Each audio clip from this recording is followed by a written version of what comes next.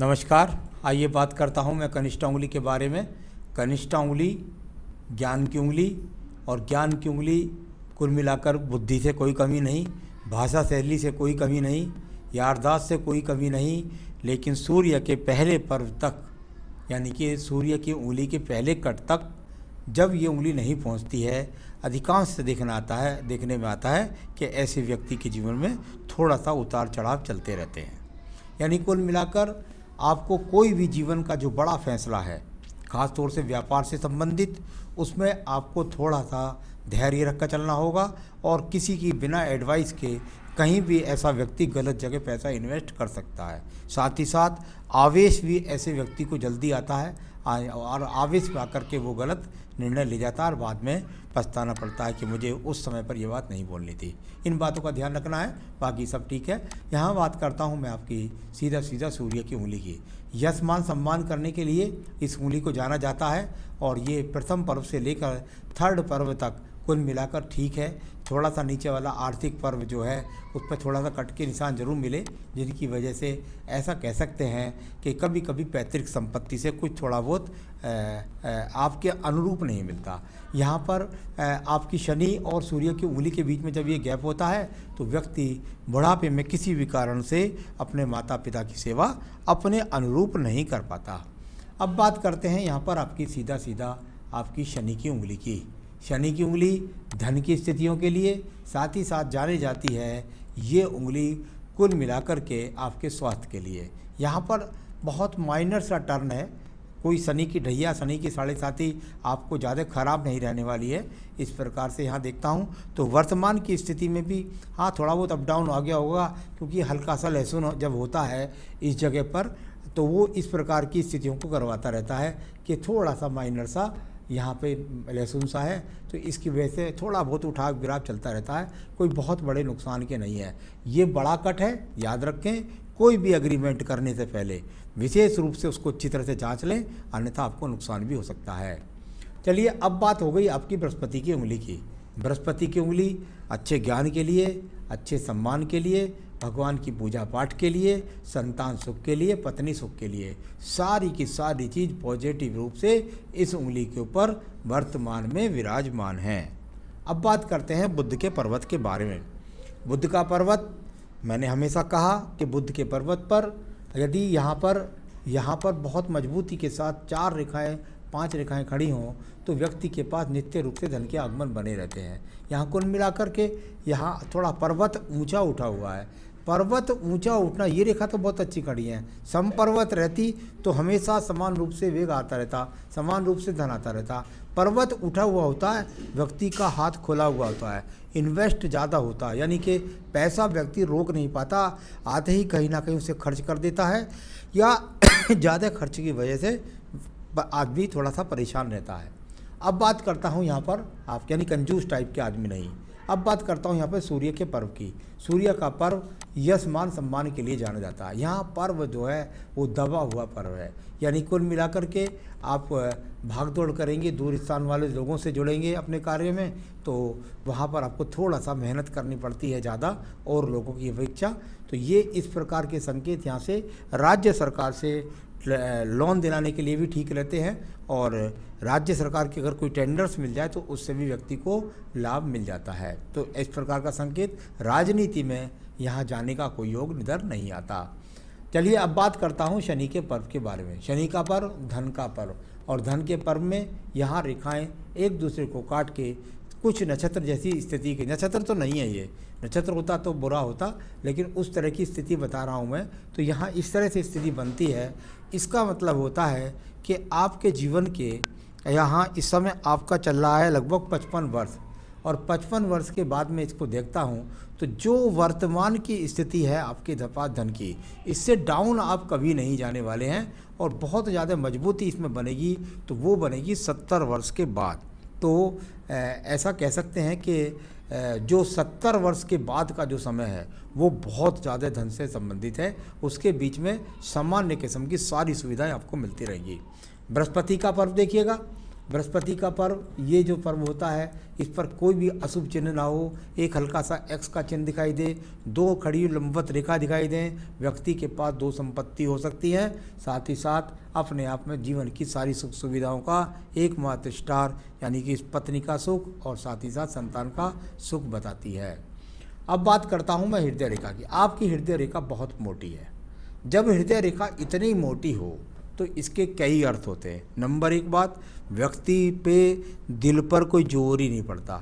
कई बार देखा मैंने, व्यक्ति ऐसा भावहीन होता है, यानी हृदय का बहुत ज़्यादा स्ट्रांग होता है। दूसरी बात, यहाँ मैं कभी ऐसा देखने में आता है कि व्यक्ति के पास में जो रोग हैं वो निरंतर रूप से चलते रहते हैं, कुछ ना कुछ रोग चलते रहेंगे।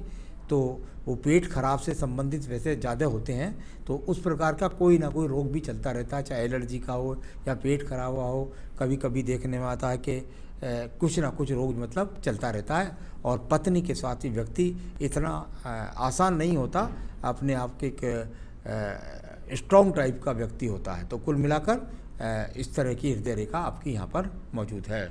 अब बात करता हूँ मैं यहाँ पर मंगल पर्व के बारे में। मंगल पर्व समपर्व, मंगल पर्व समपर्व होना भी जरूरी है और मंगल पर्व से रेखा निकलनी भी जरूरी है।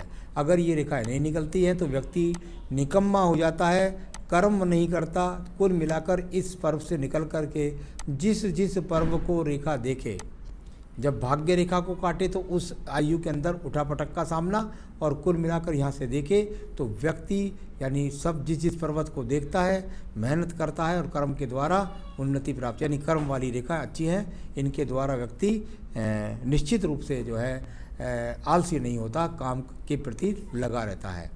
इसके बाद बात करता हूँ आपकी बुद्धि रेखा की। बुद्धि रेखा को देखता हूँ तो जीवन के 35 तक काफ़ी संघर्ष किया, उसके बाद में सामान्य रूप से ये स्थिर हो गई और अपने आप में अच्छे रूप में हो गई।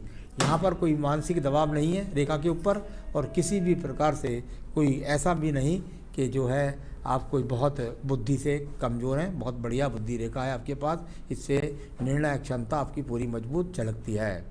अब बात करते हैं हम यहाँ पर आपके द्वितीय मंगल पर्वत की। यहाँ पर कुछ रेखाओं को इस तरीके से निकल करके जाना, यानी कि हो सकता है कि थोड़ी बहुत वाद विवाद जैसी स्थितियाँ होती हों और उन पर थोड़ा वाद विवाद के बाद, मुकदमा तो नहीं, वाद विवाद की स्थितियाँ होती हों आपके व्यापार में, और उसके बाद जाकर उस पर विजय प्राप्त कर लेते हों।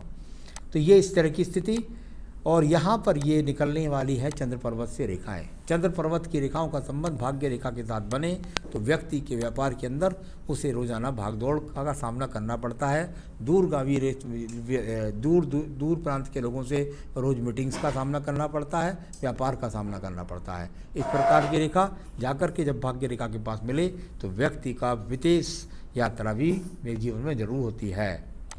ये शुक्र रेखा है, निकल कर चले और व्यापारिक रेखा के रूप में चले, और ये टुकड़ों के रूप में चले तो ये कराती है व्यापार में अप डाउन का सामना, यानी कि एक रूप से स्थिर रूप से नहीं चल रही। जब इस प्रकार की रेखा टूट करके चले, यानी चला गया, फिर दोबारा बीच में बैक आई एक रेखा, फिर चली गई, यानी जहाँ से चलता है वहीं आ जाता है, फिर जहाँ से चलता है वहीं आ जाता है। यानी अपने जीवन में गिरते नहीं हैं, लेकिन थोड़ा सा उठा पटक का सामना करके जहाँ से चलते हैं वहीं आ जाते हैं, यानी कुल मिलाकर लॉस का तो कोई संकेत नहीं है। अब बात करते हैं भाग्य रेखा की। मणिबंध भाग्य रेखा, मणिबंध से चले व्यक्ति के पास व्यापारिक जो होता है पैतृक संपत्ति का व्यापार होता है। यानी अगर पैतृक संपत्ति का व्यापार ना मिले, पैतृक व्यापार ना मिले तो व्यक्ति अपने जीवन के अंदर पैतृक परिवार की मजबूती के साथ चलता है। तो ये उस तरह का यहाँ आपकी भाग्य रेखा ऊपर तक चली गई, और इसमें यहाँ आपके जीवन के आप इस समय क्योंकि 55 वर्ष में चल रहे हैं तो 55 वर्ष के बाद तो ये रेखा शुरू हो रही है यहाँ से, ये वाली रेखा। तो ये 55 वर्ष के बाद एक और रेखा और इसके बाद सपोर्टिंग, यहाँ पे 55 वर्ष ये। तो यहाँ थोड़ा धुंधला पड़ रहा है, हल्का सा, इतना ख़राब नहीं है लेकिन थोड़ा धुंधला पड़ रहा है, तो जरा संघर्ष करा रहा है बस। अब बात करता हूँ इसके बाद में भाग्य रेखा के बाद में मैं आपके सीधा यहाँ पर शुक्र पर्व के बारे में। शुक्र पर्व जाना जाता है संसाधनों के लिए, पत्नी से सहयोग के लिए, बच्चों से सहयोग के लिए। कुल मिलाकर के ठीक ठाक है। थोड़ा सा यहाँ पर हल्के से दीप बने हुए हैं, तो यहाँ थोड़ा सा कह सकते हैं कि जिस संसाधन में भी व्यक्ति ऐसा रहता है उस संसाधन से, यदि फ्लैट में हो 3 रूम वाले में तो कोठी, कोठी में हो तो बंगला, इस तरह की चाहत वाला ये चिन्ह यहाँ है। तो अच्छी बात है, आज भी इस जुनून के साथ आप यदि हैं तो अच्छी बात है, लेकिन संसाधन की कोई कमी नहीं है, कुल मिलाकर आपके पास में। तो ये सब हुआ आपकी हाथ की रेखा को पढ़ने का क्रम। आपका कोई विशेष मुझसे सवाल भी नहीं था।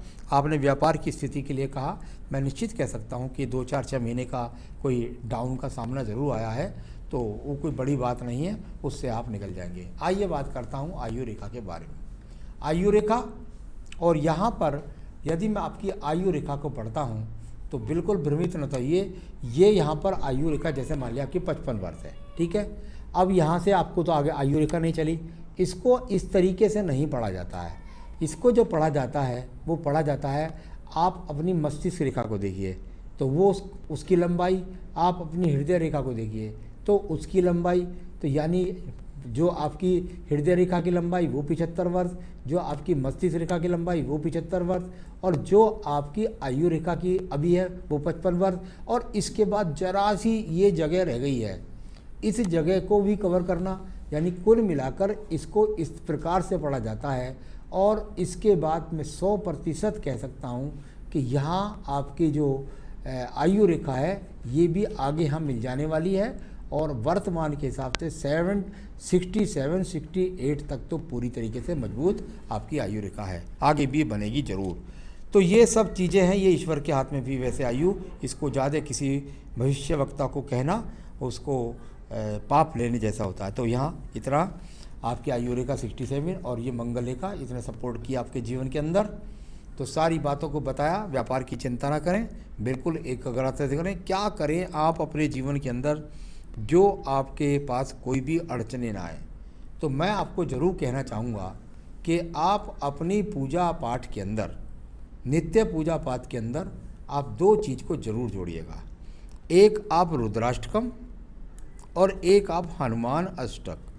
रुद्राष्टकम और हनुमान अष्टक ये रोज़ाना अपनी पूजा में जोड़ लीजिएगा। साथ ही साथ यदि आप कोई बेहतरीन रंग पहनना चाहते हैं तो मैं चाहूँगा कि आप एक बेहतरीन सा यहाँ पर मूंगा धारण करें, यहाँ पर एक बेहतरीन सा मूंगा धारण कर लीजिएगा। बस इतना करिए, अपने जीवन में सुखी रहिए, यही मेरी शुभकामनाएं। नमस्कार। आप चाहें तो मूंगा मुझसे मंगा सकते हैं, मैं आपको रत्न दिखला करके अंगूठी बनवा कर पहुँचा भी सकता हूँ।